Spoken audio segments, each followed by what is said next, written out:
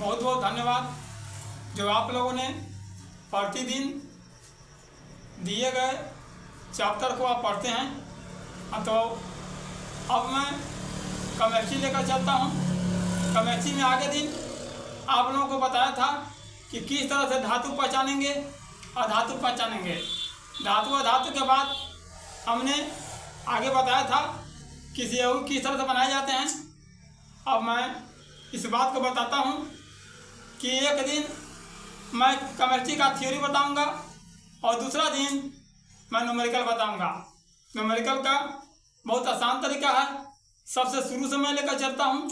जैसे आप देखें, एक बहुत छोटा सा जो क्वेश्चन मैं आपके सामने लेकर आया हूँ। आप देखें ये क्या है। यह है, आप देखें क्या है। इसका नाम है सोडियम तत्व। क्या नाम है? सोडियम तत्व। सोडियम तत्व नीचे देखें, नीचे कुछ लिखा गया है। जो 11 लिखा गया है, ऊपर लिखा गया है, वे आपको देख रहे हैं कि 23 लिखा गया है। जो नीचे लिखा रहता है उससे आप समझेंगे कि यह परमाणु क्रमांक है। ऊपर जो लिखा रहेगा उसको आप समझेंगे कि वो आपको परमाणु द्रव्यमान है या आपको परमाणु भार है। समझ गए बात? अब जान जाएं। आपको हम संकेत में इलेक्ट्रॉन को हम ई से दर्शाते हैं, प्रोटॉन को पी से दर्शाते हैं, न्यूट्रॉन को एन से दर्शाते हैं, परमाणु क्रमांक को जेड से दर्शाते हैं, परमाणु क्रमांक को हम जेड से दर्शाते हैं, परमाणु द्रव्यमान को हम ए से दर्शाते हैं। इसमें एक बहुत अच्छा सूत्र है। पहले सूत्र को देख लें, तब ये दिया गया है आपको हिसाब है, जो दिया गया प्रश्न है उसको आप आसानी से हल कर देंगे।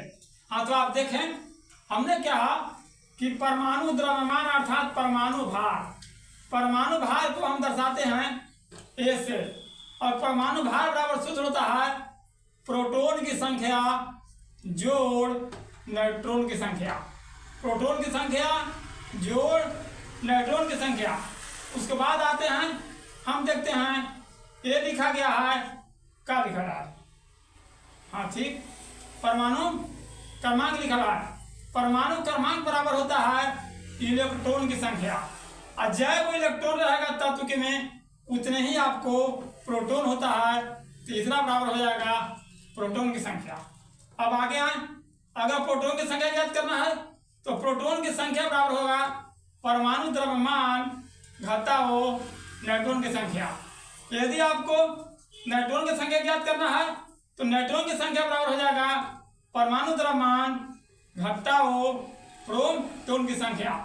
अगर इलेक्ट्रॉन की संख्या दिया गया हो और प्रोटॉन की संख्या ज्ञात करना है तो इलेक्ट्रॉन बराबर प्रोटॉन की संख्या होता है। ये आपका सूत्र हो गया।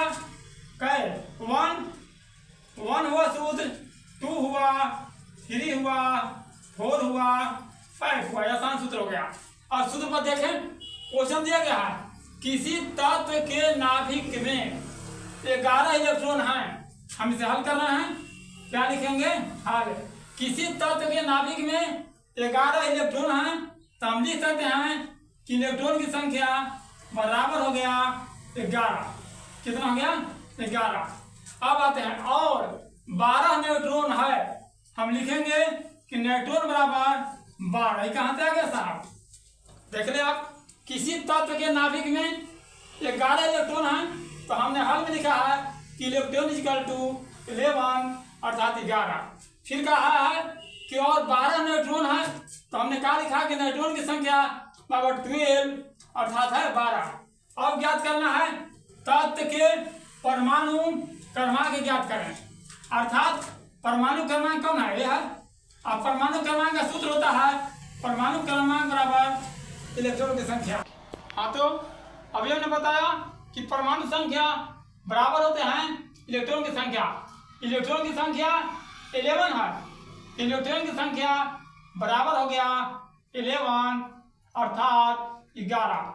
यानी परमाणु क्रमांक कहिए, परमाणु क्रमांक हुआ 11।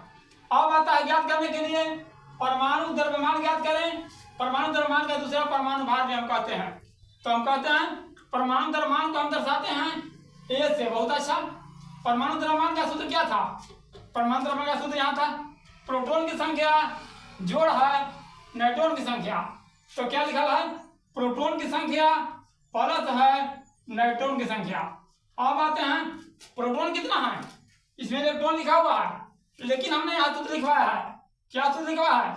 इलेक्ट्रॉन की संख्या बराबर होता है प्रोटॉन की संख्या।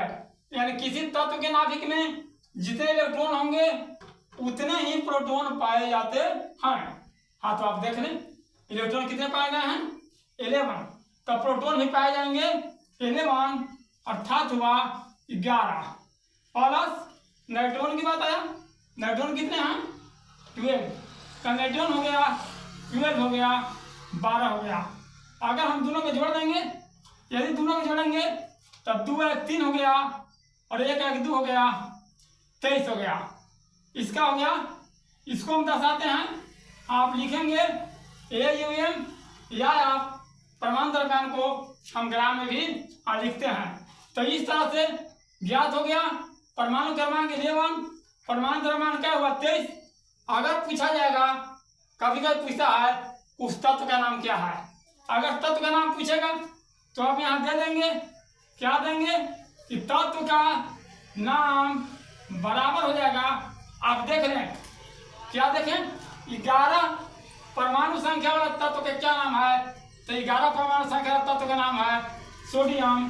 तो आप यहाँ लिख देंगे, इसका नाम है, क्या नाम है? सोडियम।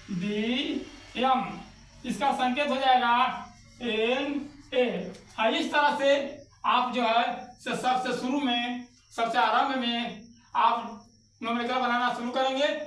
आगे मैं बताते रहूँगा कि किस तरह से आगे आप बढ़ेंगे। इसमें आगे बहुत सा मोल है, द्रव्यमान है, प्रतिशत है, मोलरता है, मूललता है, सबको मैं बताऊंगा। तो ये पहला आपको हुआ